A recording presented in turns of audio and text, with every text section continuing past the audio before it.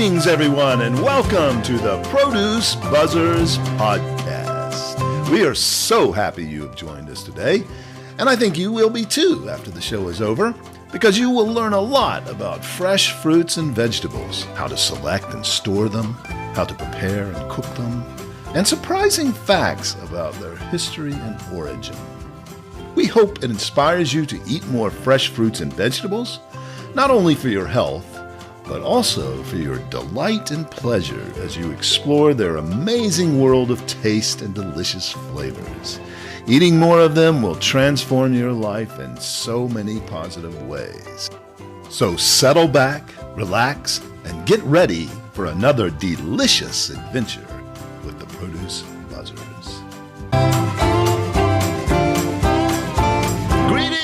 Produce Buzzers podcast fans, and welcome to another delicious episode of the Produce Buzzers podcast. I'm Edwin Stepp, your host and executive editor of ProduceBuzz.com.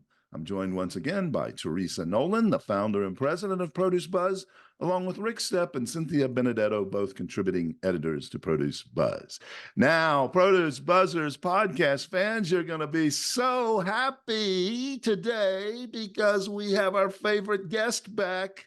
Yes, I know you've already guessed who it is. Robert Schueller of Melissa's World Variety Produce. Robert is the director of public relations for Melissa's, but we prefer his unofficial title, the produce expert. Unofficial, well, it's actually kind of official because it's been given to him by many people in the press, national trade publications, TV and radio personalities. There's probably no one on the planet who is more of an expert on produce than Robert. His company sells over 1,500 different varieties of fresh fruits and veggies from all over the world, and he's written several books about fresh produce. Robert, welcome back to the show. We're so glad to have you on again. Well, thank you, Edwin, and the whole team there at Produce Buzzers. Always love to come back and tell you what's new and exciting and in season for this spring. And we've been just introducing so many new products there that makes the produce department so exciting. And I'm happy to be back and tell and share with you all the exciting stories about these products. Fantastic. The spring is on us. Yes, it's just a few days away. And it's always a great time of the year with so many delicious things. So we're excited to hear what's happening at Melissa's and what you have on tap for us as produce lovers. Well, let's first talk about some of the new exciting products that you're finding in your produce department, brought to you by Melissa's. Melissa's is the largest variety supplier of produce in the United States. We do produce conventionally and also the largest organic produce supplier nationally. We ship into all 50 states, including Hawaii and Alaska. So our products are very accessible. You can find our products online with further information. And what's really cool is all the recipes. We have at least 3 recipes for every item that we carry at melissas.com.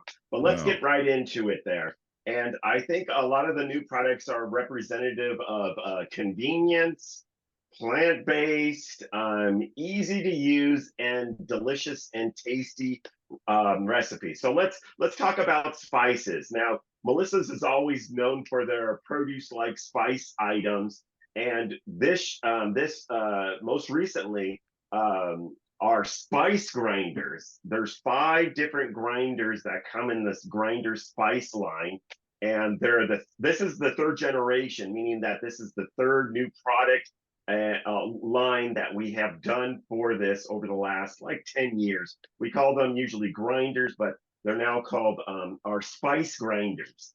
The 5 different varieties, I think you guys received samples earlier, include a spicy sesame, an everything spice, which is kind of resemblant of everything that you would put on a bagel or avocado toast. There's an Italian spice. There's also the pink Himalayan salt, and the most classic and the one that we always introduce, even with the new generation, our rainbow pepper spice line. Right. And there was also one that had the red pepper flakes in it that you sent us. Yeah. That's the spicy sesame. That's Oh, great if okay. you want to Oh, okay. spice up anything, and Got it. very popular to use in Asian dishes as well. All right, got it. I was confusing that with the everything spice, which is like an everything bagel. And just so our listeners understand what you mean by a grinder, I think probably they do, like a pepper grinder. Each one of these bottles of spice comes with its own grinder. So you just pop the top and turn it over and give it a few twists, and it comes out very generously. But so that's real convenience, very convenient. Great.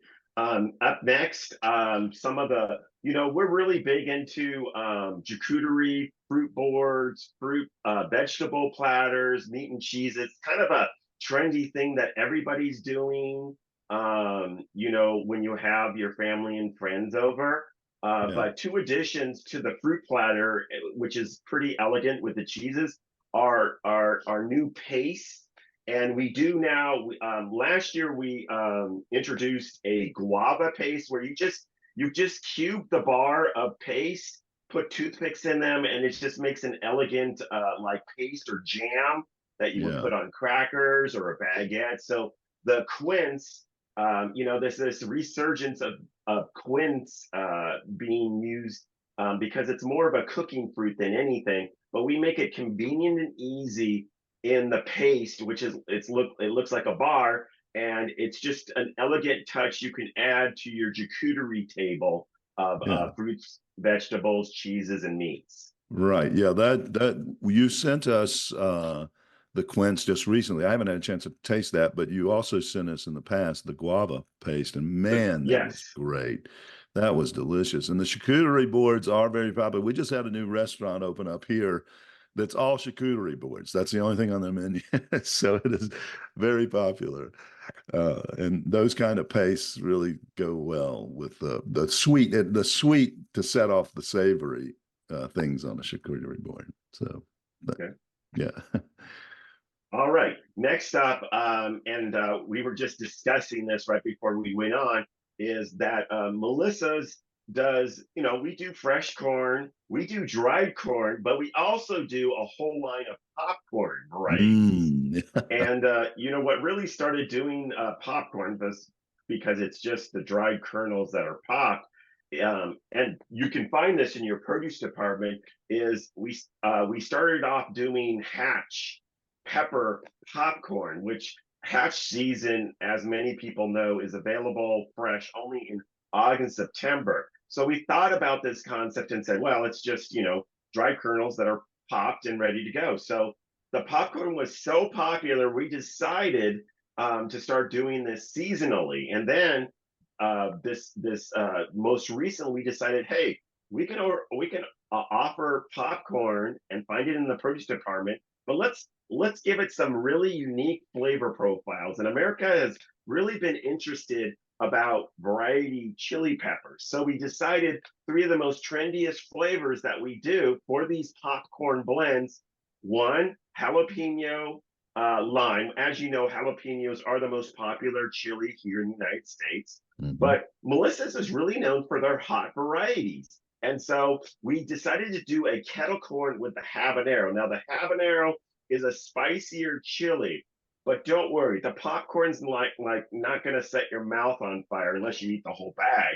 But it's very enjoyable with your favorite beverage. And then we took it a step further, and one of the most spicy ones is the scorpion, or excuse me, the ghost chili Right. pepper spiced popcorn. And so those three lineups are three popcorns you can find in your produce departments now on a year-round basis. It Yeah. will be in the produce department. It Correct. won't be. Melissa's products are only distributed in the produce department. Now, there really isn't in the grocery section. You don't usually see popcorn until like the holidays. They sell them by the bin, and that's in the grocery section. But Melissa's is a produce distributor. So you would only find the Melissa's three spice popcorns and our seasonal ones, whether it's the hatch pepper, or we do one for Valentine's Day, we do one for the holidays. And so What would be for yes, Valentine's only Day? produce department. The Valentine's Day, we do a Cupid kettle corn. It's actually a popcorn that's pink on the outside, because pink and red are so popular to serve for your sweetheart for breakfast, lunch, and dinner that time. So we do, the Cupid, it has the Valentine's theme on it, and you'll only see in the produce departments at the end of January, early February, leading up to the 14th. And that's sweet. Does it have a certain flavor like cinnamon or something? Is it just It's sweet? sweet. It's not spicy. Actually, kind of tastes like a little fruity, like almost strawberry-like. Oh, cool. But we call it a wow. kettle corn. But it's sweet. It's sweet and it's pink on the outside. So it's kind of unique. So we have a lot of these seasonal ones that we do throughout the year, depending on the time of the year. Right. You have one for Halloween? We do one for Halloween. It is a kettle corn that's purple and orange. Wow. And you won't see it out until they start putting out the pumpkins and all the Halloween candy. It's a good one because it's very colorful and themed for Halloween. So you won't see those out until like late September and all of October. I was thinking more like scary ghost pepper popcorn for Halloween. Hey, Rick, that is a great idea. Your check is in the mail. I can't wait to hear if Edwin sweats with the ghost pepper and the habanero. I didn't. They were both good, and they were pretty. I can't remember which one was kettle corns. They're both kettle corns. Okay, yes. got it. Yeah. Anyway, I didn't sweat, Cynthia. Were takes you a little bit more ho-hum? to. No, that was very good. It was nice spice, but it takes a lot more to make me sweat than that because I can do. Have you heard of Carolina Reaper peppers, Robert? Correct. We are a distributor of the Carolina Reapers. Oh, interesting. It was until recently the hottest chili pepper in the Guinness Book of World Records. It's actually still in the paper edition of the Guinness Book of World Records for being the hottest. We offer it fresh and dried throughout the year. But recently in the news, Pepper XXX is officially the online Guinness Book of World Records. The problem is there's not enough chilies to make it available commercially, but Melissa's is always known for offering these. So we're working on a limited crop in the coming year. And soon, if 2.2 million Scoville units wasn't hot enough, this Pepper X is like 4 million Scoville heat units there. My. So chili pepper heads, awaken your senses. I find it mind-blowing. I stay away from hot chilies like that, but there's a certain breed of people out there who just love it and thrive on it. I'm sure if you Google it, you'll see some people who've gotten their hands on it, and probably the videos will end up with them probably in an ambulance on the way to the hospital. That's true. And after they rub their eyes with it.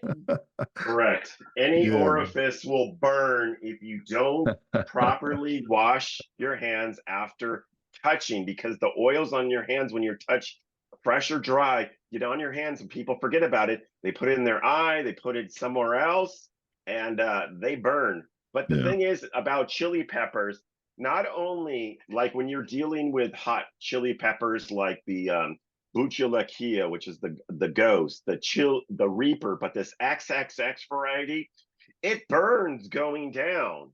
Burn for a long time. But there's a second burn. I'm not going to go into detail. So beware, people. Yeah. Get your hands on these hot chilies. Yeah. Yep. That's how I used to judge my peppers. If it didn't burn twice, it wasn't worth it. Oh. If you chase it with ice cream, it cancels it. Correct. Rick, if you it doesn't totally cancel it out, but it's the only thing that can help when you have a chili pepper in the burn. It's not going to help if you have a water or beer. You need dairy. There's a calcium protein that helps extinguish the burn. It's going to help but it doesn't, it automatically extinguish the burn. So it's dairy, not sweet. Well, it's just, it's a calcium protein that's in milk. So, but the thing is that it's so funny because, that tip is out there in regards to having dairy. But the thing is, people are eating it, right? They're eating chili peppers. They don't know what to do. Their head is on fire. I don't know why they do this. And then they're lactose intolerant. So they have milk, and now that leads to multiple problems. How's our conversation going in this direction? Yeah, you got to put some there's warning a lot labels. So 2 orifices, a stomach involved. It's You got to put some sideways. warning labels. My daughters sent me some they know I like hot sauces. They sent me some hot sauces for Father's Day, and they had a warning label on these, and it basically said, if you open this, and it had this whole list of things you were agreeing to. It was pretty funny. Much. Yeah. Pretty much. Okay, hot peppers. We've gone through that. Popcorns, man, that sounds great. And I hope you guys come out with some other flavors as well.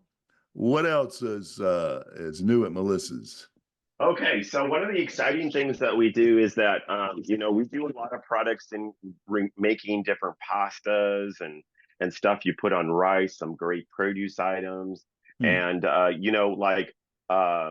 pasta makers. For those who are gluten-free or following a gluten-free diet, obviously pasta and rice is something that you stay away from because it affects your immune system, and it's also an allergen for those who are have to be gluten-free. So we took an item we've always carried called hearts of palm. Yes, it's the core of the palm trees. And just to let you know, the hearts of palm, we're not deforesting the Amazon to get hearts of palm. Hearts of palm are grown on a specific palm tree at a specific size and dimension. So, if the palm tree gets too old or too big, the hearts of palm is not tender and delicious like it typically is. So with that, we've always carried hearts of palm, but hearts of palm we've taken it to a new level where we've created, using hearts of palm and not noodle pasta product, to make hearts of palm rice, kind of like cauliflower rice. Okay. And we've also made hearts of palm pasta, kind of like when you make spaghetti squash and you use the spaghetti squash strands as pasta. Right. We've done that with hearts of palm, and it's a great all plant-based vegan substitute to your gluten products. Great. So I hope you guys enjoy that. Now, soon. I love hearts of palm. What's the flavor of these two products? Okay, for those who've never had hearts of palm, it's white, plain white, which is very rare for many fruits and vegetables. There's not a lot, but the hearts of palm is very, I say it has a very good similarity to more like an artichoke than anything else. Agreed. And it's been very delicious that you now find in really fine dining restaurants, put in salads, or like you can get it also pickled like a pickle, and makes a great addition to a charcuterie board. But this is just, the advancing demand in the U.S. market for non-gluten products and plant-based products is what drives Melissa's to come across these exciting items you can now find in your produce department. So the product is like simply ready to go out of the package. There's no extra cooking time. It's basically you're just heating it up at the end of your meal. Like if you made like a pasta sauce or some cut veggies like you put on your rice or what you put on your pasta. At the very last moment, you open up the package. It's already ready to go. You just heat it up, whether you heat it in a pot or if you put it in the microwave for a little bit. There's no long cooking time as you would do for rice and pasta. So it's very important you read the instructions on the back of the box to know how to work with these new plant-based pasta and rice products. So in your home, are you putting the pasta with a red sauce, or you're using just like pasta, and the rice you're using it as a side dish. Correct. Correct. Okay. So I use it just the same way, but you don't have to do the long extended cooking time that you would do with the gluten product. This product is already ready to go out of the product. It's in the refrigerated section in your produce department, but believe it or not, it's shelf stable because of the packaging innovations. And basically, I heat it up like rice. And what I would usually put on rice, some cut vegetables, some squash, some steamed carrots and stuff like that. Put it on the rice, or I use a red, white, or vodka pasta sauce and put that on the pasta, just like I always do with uh, strands of spaghetti squash. Yeah. Very similar to that, just a different flavor profile. Veggie flavor profile. What are the serving sizes on those products? They're serving size for up to 2 people. So it's Okay. 2 servings, and it's a great, I mean, as for me, I love to eat, so I can eat a whole package, but typically I have a family of 4 at our house, so I usually do 2 packages for all 4 of us. Right. Yeah. I haven't had the chance to try those, but they look delicious and I'm ready to try them. I thought that might be, it's probably 1 serving for me, like you, Robert, but I thought it probably could stretch to 2 Me too. if I was a little more disciplined. It's hard to be disciplined with Melissa's products. I mean, I finished off that kettle corn in one night. I got to say, I was ashamed of myself, but I enjoyed it. Kettle corn, cocoa snacks, all 3 bags went in one. Oh, bill. yeah, right. Okay, we're going to talk Oh, about yeah. those. Let's talk Yes, about let's talk those. about the cocoa snacks. So, Yeah. as you guys know, or a lot of people know, Melissa sells what is called clean snacks, which is the only granola-like product. It's a nut-based product that you would find in produce departments. Well, we got people who love our clean snacks. We do over 12 different varieties of them, like almond, dried cranberry, pumpkin seed. We do all these different varieties of clean snacks. But the thing is that the products are all nut based, and people have nut allergens. So this year, we decided to do a dried coconut. So it's coconut based snack. It's one of those grab and go snack items. You'll find them right next to the clean snacks in the produce department. They're shelf stable. They will come in 3 different varieties. Original, which is just coconut straight up flavor. So you got to love coconut. And coconut, just to let you know, is not it's not a tree fruit per se.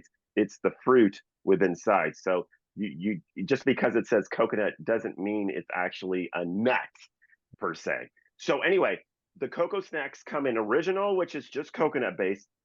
There's another variety that's coconut based but has a coffee flavor. That's a favorite for morning times or when you have coffee for dessert. And then there's also a ginger cocoa snack, which is a ginger flavored. We're really known for our ginger, and it's very much a trending spice or item that you would include to really flavor a recipe. So now you'll find those 3 different cocoa snacks right next to the clean snacks at your local produce department. And I'll They tell you, are the delicious. 2 flavors Oh, were man. not so overwhelming. In terms of if you didn't like ginger, it is so clean tasting and crunch. The texture's perfect. The size is perfect. Yeah, the I got texture to is tell you excellent. too that the plain cocoa snack. My 8-year-old grandson, he turned 8 years old today on Pi Day, and he was here at the house this morning, and I gave him that to sample, and he loved it. And he's a very picky eater. Is he the super flavor, super Yeah. snipper? Yeah, I Super thought the taster. coconut flavor was gonna No, it's come off, but excellent. he loved it. And I think that'd be really nice for croutons on a salad. Yeah, it would. Oh, that's a good idea. Yeah. It would be a nice crunch, a nice flavor, Especially a and a little fruit one. sweetness. Yeah. Those are delicious. Look for those. What's the name of them again? Cocoa snacks? Cocoa Cocoa snack. Cocoa And that's snack. Snack SNAX, just like our Okay. clean snacks, which are the Right. nut-based one. Right. Yes. COCO, cocoa nut snacks, cocoa snacks. Got it. Hmm. Look for those. You'll love them. All right. Have you got anything else for us? Are there anything Yeah, else new? let's talk about spring. Okay. The time change just came. The weather's starting to get nicer. I think we had a very harsh winter across the country. Me being out of California, sunny Southern California, it's been a cool winter, and the weather is kind of changing. We're getting close to spring, so I wanted to give you guys the top 5 items that you'll find in your local produce department that is peaking and so delicious. These are the items you need to look for. This week in particular, the Ojai Pixie tangerine season Oh, just yes. begun. These are those exciting, easy to peel, seedless, and super delicious. Now, this is a late season tangerine. Most tangerines, they start in like late October, November, and December. But season's a late season variety. If you don't know where Ojai, it's off the coast of Ventura, about 10 miles inland. So because of the cooler weather, their season starts in March and goes all the way through June, and they're the best in terms of citrus and tangerines at this time. You look for them. They just started finding their way into the produce department, and this is a big item that we seasonally look forward to every year at Melissa's. Yeah, You they know, I'm are going to great. ask you, what's the Brix level? Now, yes, not every tangerine is the same. Typically, the tangerine, which is a smaller citrus than an orange, easy to peel and seedless, Brix is somewhere between a 16 and a 22. The Pixie tangerines, they all Brix 20 plus. So I'm Wow. talking about these are Wow. some of the sweetest varieties of tangerines. They have very little pith, so there's nothing chewy about them. It's for most people, after they experience the Pixie tangerines during the citrus season, late citrus season, most people call them citrus candy. They're so good. Right. There's very few fruits that get over 20 bricks, any kind of fruit. And that gets my stamp of approval. Okay, that's a great spring treat. What else is spring Okay, worthy? well, because we're in the peak season of tangerines, one of the ones that is forgotten about or less thought about, except from a culinary perspective, people have been really into these, and I think it's the kids who are really loving them. They're called kumquats. Melissa's is Oh, very much known for their kumquats. They're the smallest of all citrus fruit. They're about the size of your thumb. They're round and oval, the roundish to oval. They look in the taste profile, it's like eating a whole orange in one bite. They're not only sweet, but they're super tangy as well. And I think kids, they really like tangy candy and stuff like that. This is the weird thing about the kumquats. You don't peel them. In fact, most chefs just use the peel for their sweetness and the peel alone in culinary things. However, it's entirely edible, so you can slice it up into little dime-shaped um, cuts, and you can put them on the salad, fruit salad. The pastry chefs love using them on pastries. But all in all you have to do is wash off the kumquat and pop the whole thing in your mouth. The skin, the pulp, which is tangy, even the little seeds, entirely edible and enjoyable. And they are a seasonal, but because of consumer demand, the season had started in December, but we're now in the peak of the season, and we'll have them through the end of June, early July, and then they might disappear for a couple months. But we're working on making them available on a year-round basis because we're looking below the equator to bring them in from Chile over the last few seasons to kind of make up for the time that they're not available domestically out of California. no, fantastic. I like those too.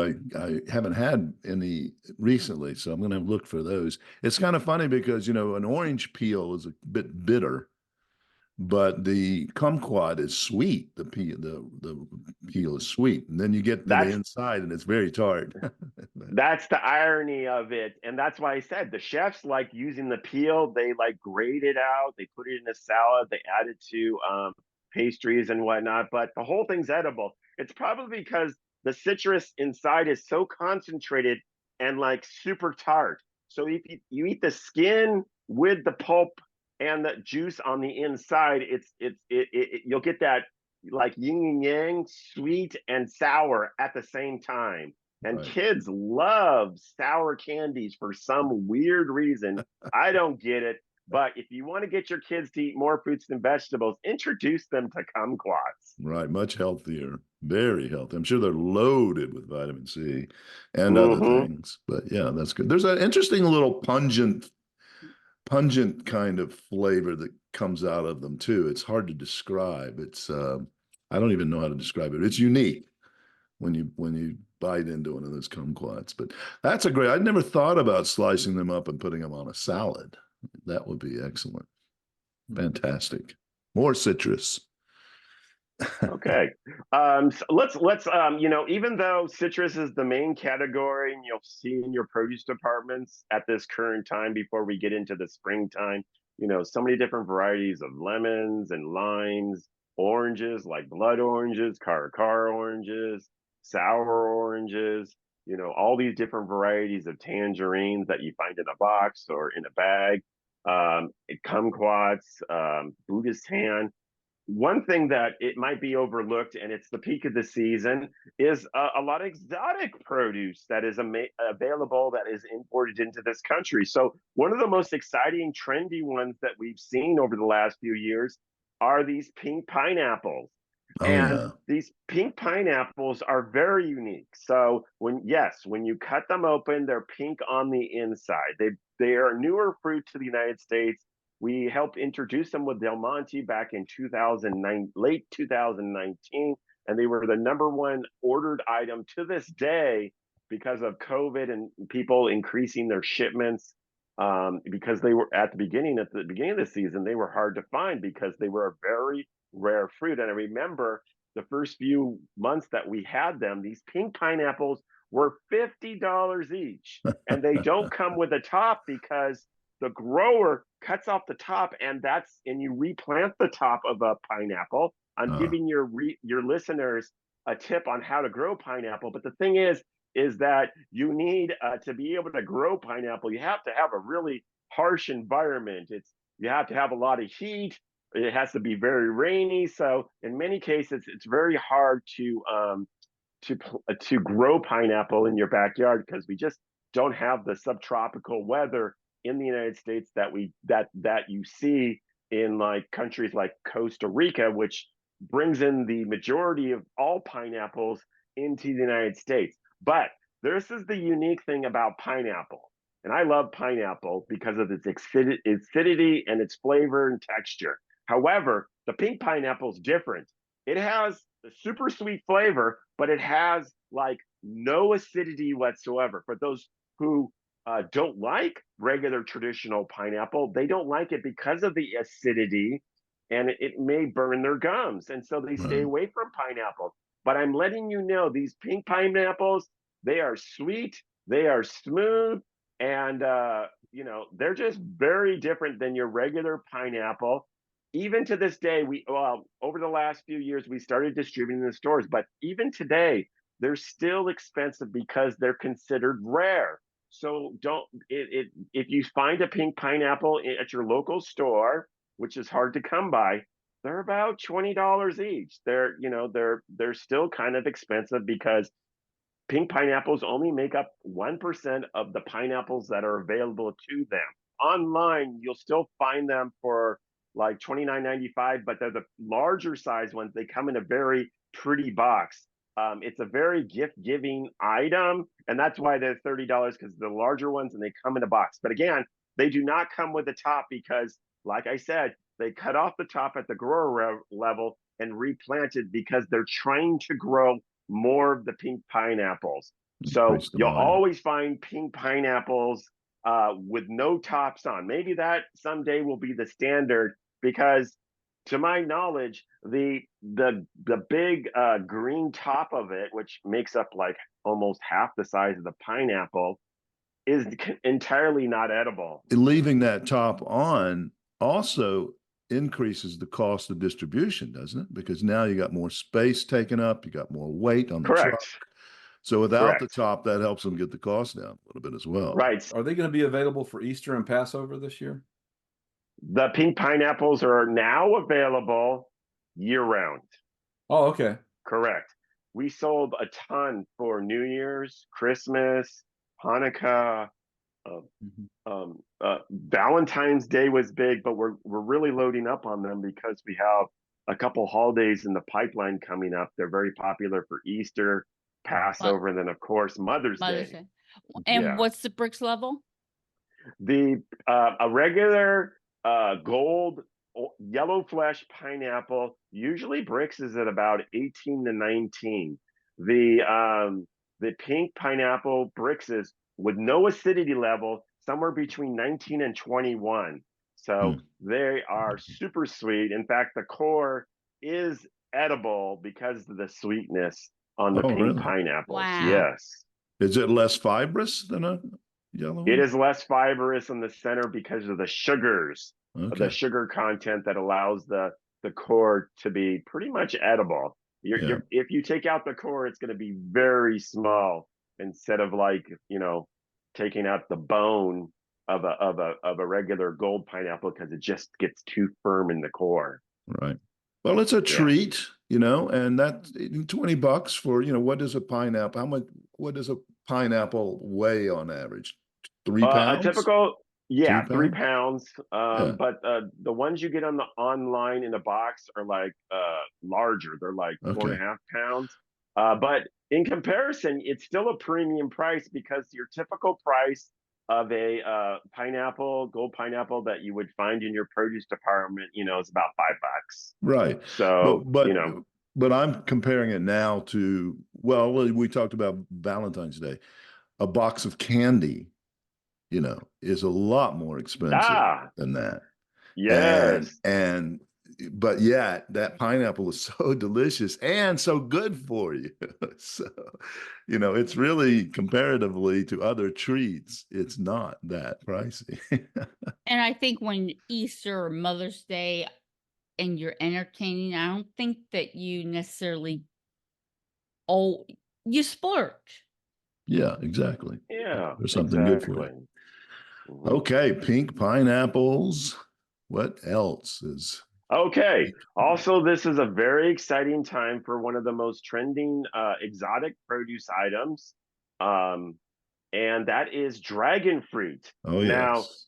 The dragon fruit that you guys received, we now have a package which is called dragon fruit flights. Inside the bag, there's 3 different varieties that you would find in one bag. So 2 of the varieties are pink on the outside, white fleshed, and red fleshed. And then there's the yellow dragon fruit. So there must have been 3 dragon fruit in the one bag, which we call flights, kind of like like a wine flights. flight. Yeah. Right. Yeah. And so you get to taste and find out what is your favorite tasting dragon fruit. Some people like the pink with the white flesh. That's the one that is very mild in flavor. It's very mild melon. The bricks, meaning the sugar content on the inside, is at about a 10. So they're very not sweet at all. And some people just like the melon type flavor and texture that it offers. Now the red dragon fruit, pink on the outside, a reddish, purplish, magenta flesh, you'll find that bricks at about 12 to 13. So it's a little sweeter than your white flesh variety. Finally, the third variety of dragon fruit is the yellow dragon fruit. It's yellow on the outside and it cuts white with the little seeds, black seeds on the inside as well. The seeds are just a little bit bigger than the typical dragon fruit there. Now that is a super sweet variety. It's like night and day when it comes to dragon fruit. Like I mentioned, the typical pink, the pink skin with the white flesh bricks is at a 10. The Yellow dragon fruit on the other end of the perspective, Brix is somewhere between 20 and 23. Wow. So Wow. you have not So only delicious. Yes. the mildest variety of dragon fruit in the bag, you also have the sweetest dragon fruit, and all three for dragon fruit in one package. So And it there's a makes certain such a order. There's a certain order you should go through those, just like when you do a wine flight, they put them in a specific order. So you would not but want to eat the sweetest one first and then go I to, think it makes such a great color break in whatever you're serving. yeah, That magenta, even if it's not that sweet. right. Yeah, and the little black seeds, I think there's something really special. I was talking about how charcuterie boards are so popular, and we see that a lot of people, when they go to the produce department and they want to put a lot of fruit on their fruit boards and charcuterie platters, cheeses and stuff, that they love to try different fruits on their platter. And it had been just popular to buy one of each and cut them up into squares, and they have that perfect little flesh with the black seeds on it. It's just an elegant touch to the produce board. And so we just decided, why don't we just sell it as a 3-in-1, a grab and go package, so they don't have to deal with the checkout for them to put in 3 different PLUs, which is the way in which they check out produce because Yeah. of the weight. We just try to make it easier for people who are on the go when they're trying to put together a board or a fruit tasting or a fruit salad when they get home. Yeah, it's a great idea. Fantastic. A lot of the grocery stores don't carry all 3 varieties either. I mean, it's rare to unless you go to a specific kind of like an Asian grocery store, you'll certainly find them. But in the typical grocery store in this area, you typically only find the red with the white flesh. Mm-hmm. And Right. that's all. And rare. They do show up, but it's rare. So, Okay. and those Great. seeds in dragon fruit the texture is not off-putting at all. It's you barely notice them, I think. No, it's like eating a banana. When you cut a banana open, it has a Yeah. thousand seeds. When you eat a blueberry, it has 100 Yeah. seeds in it. Yeah, Kiwi you don't fruit. even it's like kiwi It's fruit. like kiwi. You don't even Absolutely. taste the seeds. The Right. texture is like melon. It's Right. like a cantaloupe. That's exactly the texture. And it's what makes it so unique is that the dragon fruit is in the cactus fruit family and has a very different texture to that of a prickly pear, which has like crunchy seeds, large Yeah. crunchy seeds in a prickly pear, which is also referred to as a tunas. Very different, Oh, even though they're in the same family. right. And curiously, I do not like the texture of melon, but love, love, love the texture of dragon fruit. Oh, okay. Yeah. Well, there you Very go. good. All righty. I think you said you have one more very Yes. exciting item.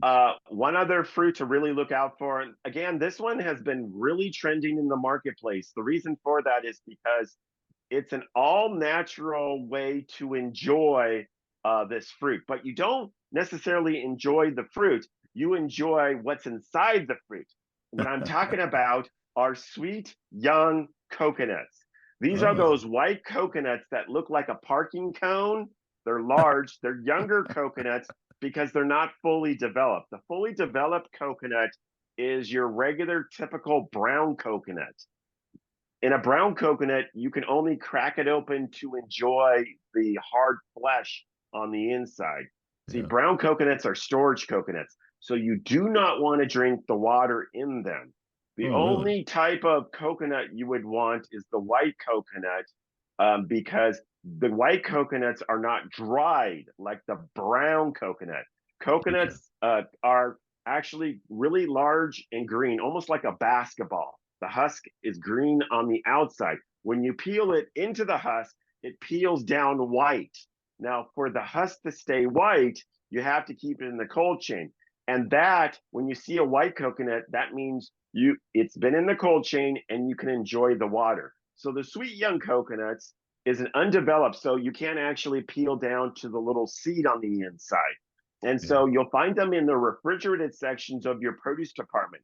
Once you pop a hole in them, we actually sell the tools to pop a hole in the coconut. You put a straw in there, and you're drinking what I refer to as liquid gold. It is a natural antioxidant drink that seriously is all natural. Now, I know you can buy coconut water out in the marketplace, and that's extremely popular, but the bottled coconut water has preservative added features. It's not to true form. It's healthy, but not as healthy and delicious as the true sweet young coconut you would enjoy at your local produce department. These coconuts come from Thailand. Coconuts are like the #1 fruit in that area there. They're becoming more popular, but because the juice is used in a substitute in smoothies and stuff. Oh, and by the way, it truly is sweet water on the inside of a sweet young coconut. It is not milk. Coconut milk is a process of using both the water and the flesh on the inside. And I get that question all the time. There's that confusion that it's coconut milk on the inside. No, if you actually look at the liquid inside, coconut water is clear and sweet. Coconut milk is white, and there's a cooking process to make it using the flesh and the water. So that's and interesting. We're at the peak of the season. Yeah. No, I've seen these, but I've been afraid to get them. So if I find them, poke a hole in it, drink the liquid contents, and how do I get to the inside? Well, that's the thing about the sweet young coconuts. A regular brown coconut, when you crack it open, it has meat that you would scrape out the shell. Okay. Right. However, the sweet young coconut, you would need to have a really good sharp chef knife to be able to get the top off. I do not recommend using a hammer or a machete from the backyard garden. There's a food safety thing. But if you Google it, there's some people who do that. I don't recommend that. You just need a really nice, sharp, serrated knife to cut off the top, because the coconut actually comes up to a tip, like a triangle on the top. That's why it says it looks like a parking code. I would use a serrated knife against the top and cut it like a really hard. It's like a really hard baguette, trying to cut it all the way across. Then then you'll be able to get inside the coconut. You could pour out the water, enjoy the water, keep it refrigerated until you're enjoying it. You get like 2 cups of the water inside. It's a natural like energy drink because of the natural electrolytes that coconut water provides. Now, in the young coconut, because I had noted earlier that it's an undeveloped coconut, what ends up happening is once you open up the coconut top, you can actually scrape out the meat, and the meat isn't fully developed, so it's like pudding. You actually scrape it out, and what you have on the inside is what I call coconut pudding. It's delicious, but 9 out of 10 times people are just going to enjoy the coconut for its water because it's so difficult to get on the inside. However, there are coconut tools. You can go to melissas.com. We have a coconut tool. It looks like a cork opener, and you use it very similar to be able to pop a hole so you can put a straw inside and enjoy it. But you really need a sharp knife to be able to get into that coconut. We don't sell chef knives, serrated knives, or machetes on our website to be able to open these up. So. Hey, there might be a market for that. Yes, exactly. So, but I have a question. Do you have a tool to inject rum into the coconut? Well, we have a tool to open a hole up, but once that is done, you would have to. I think it's called a funnel. A funnel. And your favorite liqueur. Yes, correct. You can do that. I don't think he's doing liqueur. There's But, there's probably not a lot of extra room for the liquor. rum in those things. But did you know, Robert, that in the South Pacific and during World War II, they were running out of saline solution to treat injured, wounded soldiers? You know where I'm going with this, don't you? Mm-hmm. And they used coconut water for the IVs in place of the saline solution. It kept them alive for a little while. I wonder That which is, variety that was. it was the sweet young coconut, which is very common from Vietnam, where it was all the way up Southeast Asia. Thailand is the largest producer globally, but all of Asia, they do grow the sweet young coconuts because it is a coconut that is picked early before its maturity stage. Yeah, interesting. And I wonder if they injected rum in those too for those soldiers. They probably would have appreciated that. They went right to morphine. Only for Rick. Only for Rick. I think does Scotch go with coconut water? I know you're a Scotch guy. Actually, if you Google mixologists about using coconut water in adult beverages, alcoholic beverages, you're going to come up with a whole slew of great recipes there. You just have to be a lover of the coconut flavor. Right. And, you don't have to buy all the man-made type sweeteners and stuff. You can do it the right way and enjoy it. So there you go. Right. And I suggest you put lime in the coconut and drink it all up. You should write a song about that. That would be a hit, I think. Well, we had some very delicious sounding examples of what's new at Melissa's today, both in the shelf stable, if you want to say, items, but most interestingly, these fruits, citrus fruits, delicious sounding citrus fruits, and coconut and pineapple. So check those out, look for them. Okay, well, we'll have to have you back. We most certainly will. Now, Robert, you can't come on the Produce Buzzers podcast without being tortured, being punished, right? Mm-hmm. Oh, yeah. Teresa's ready to make you pay for your visit here today. Teresa, what's the homegrown of the day? Why did the popcorn call the police? Okay. Let's see if we can guess this. Why did the popcorn call the police? I don't know. What do you think, Rick? I don't know. Robert? No Something idea. to do with popping sounding like a shooting? Ooh, that's Good try, but no. I don't know, but his kernels were gone. No. Okay, Teresa, Okay. why did the popcorn call the police? Because he was assaulted.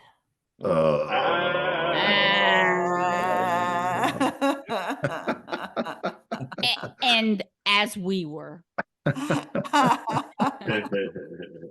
Well, Robert, once again, it's so gracious of you to take time out of your busy schedule and join us and educate our listeners. They're always thrilled when they hear from you. So we thank you again for joining us, and we wish you the best for the upcoming seasons and hope to have you back soon. All right. Well, thank you guys for having me on. Always a pleasure to be on the Produce Buzzers podcast for your quarterly review. Okay. Thank you. Bye-bye. Thank you, Robert. Thanks, Very Robert. educational. Thanks. Bye-bye. Bye, everyone. Bye. Well, thank you, listeners, for tuning in to the Produce Buzzers podcast, brought to you by Produce Buzz, the gathering place for lovers of fresh fruits and veggies. We hope you were entertained a bit and educated a lot about fresh produce. Be sure to join us next time, and please tell your friends to do so as well.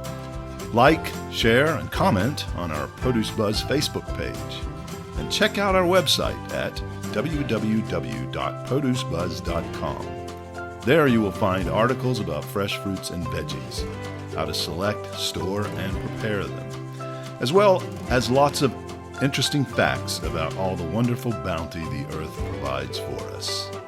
Until next time, be fruitful and don't forget to veg out.